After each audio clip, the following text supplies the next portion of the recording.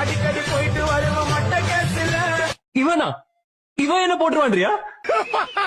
சாலா நீ யாருடா? தௌலத்தாக ஊருக்குள்ள சுத்த கூடாது. நாங்க இருக்கும் போது உங்க பணம் எங்கேயோ ஓடாது.